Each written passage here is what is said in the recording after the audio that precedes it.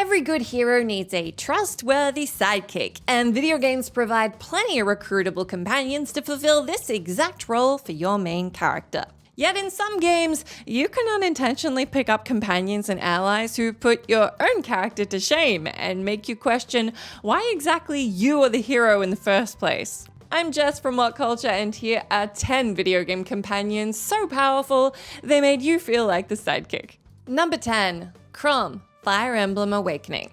Fire Emblem Awakening follows your amnesiac character as they travel across the world and, well, follow a more important character in the form of the hero king of legends, Chro.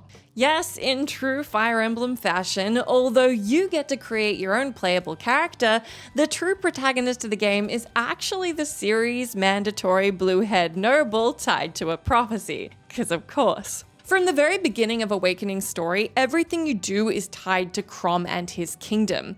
Every character is there to aid his cause, including you, and the first major plot point revolves around you helping him find a wife to rule and have a child with. The game calls you Chro's military strategist, and even though it later reveals that you are also tied to a great destiny, it honestly feels hard to not feel like you're mostly just there to advise Chro on doing his own thing. Well, I mean, it shouldn't be totally surprising, seeing as you are competing for the main character spot against a guy who's already a king, so the game was kind of rigged from the start. Number 9. Raul, Fallout New Vegas. If the new Fallout show has taught us anything, it's that pre-war ghouls in the Fallout universe are a force to be reckoned with. Indeed, the one ghoul companion from Fallout New Vegas, Raul, is so overpowered that with the right equipment, he can completely replace you in any combat situation in the game. Raul is a ghoul mechanic who's spent a large chunk of his life as a legendary gunslinger. His reputation as the Ghost of Mexico City already puts him a league above your character, but if you want a true reminder of how much of a badass Raul is, equipping him with a revolver or a rifle will put you completely out of the protagonist business. Thanks to his Vaquero perk, which greatly improves his skill with cowboy-associated firearms, Raul is capable of cleaning up any battlefield before you've even got a chance to react. I mean, at least it makes for a fun, bloody spectacle.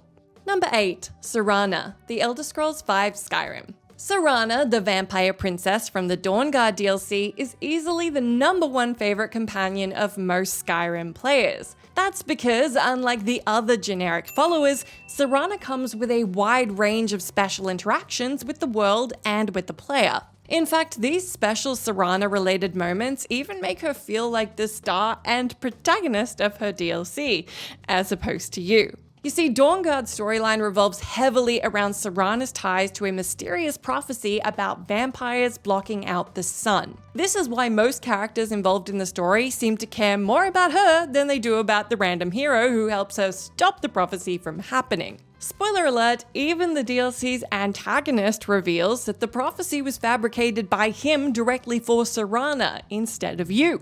It's honestly kind of refreshing. After saving the world from Alduin, it's nice to not be the most important person in the room. Number 7. Any other member of your party. Baldur's Gate 3.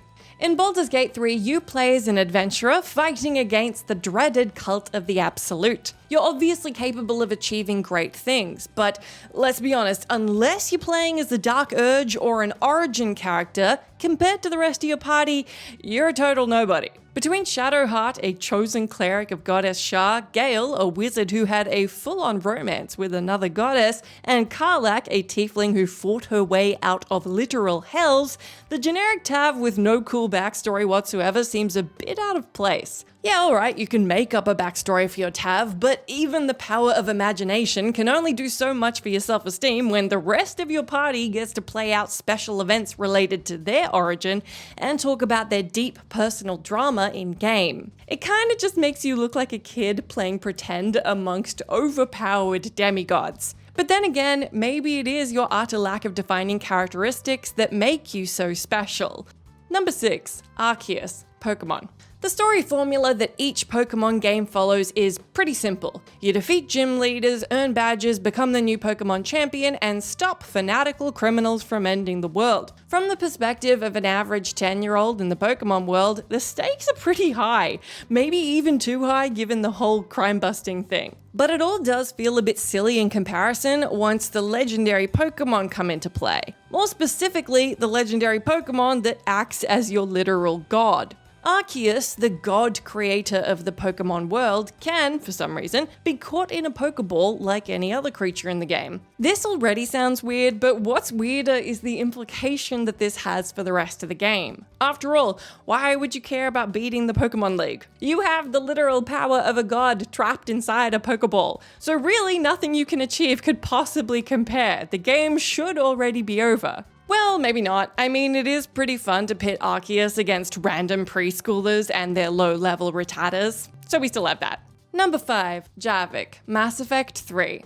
Javic is the last living member of the legendary Prothean race from Mass Effect 3. He's part of a DLC made specifically around his character, and if you think this kind of special treatment feels undeserved, you clearly haven't seen the man in action. As one of the ancient aliens responsible for seeding the galaxy with intelligent life, Javic possesses a certain aura of superiority that makes his character stand out next to even somebody as prominent as Shepard. His knowledge that spans beyond anything modern civilizations have achieved, along with his superior prowess and charisma that overshadow even the strongest Krogan and the most alluring Asari, make him seem like a true god walking amongst his own creations. This supremacy obviously comes with a fair share of pride and prejudice. You may not like it, but when Javic is around, Shepard and the crew feel more like lackeys fulfilling the goals of a far greater being. Also, it just feels so weird that a dude this important with this much legacy is just hanging out in one of the rooms on your ship.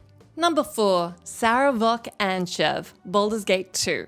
Sarok is a recurring villain in the Baldur's Gate series that can actually be recruited as a companion in the second game. As the chosen spawn of the god of murder Baal, Sarok is nearly responsible for ending the world in Baldur's Gate 1.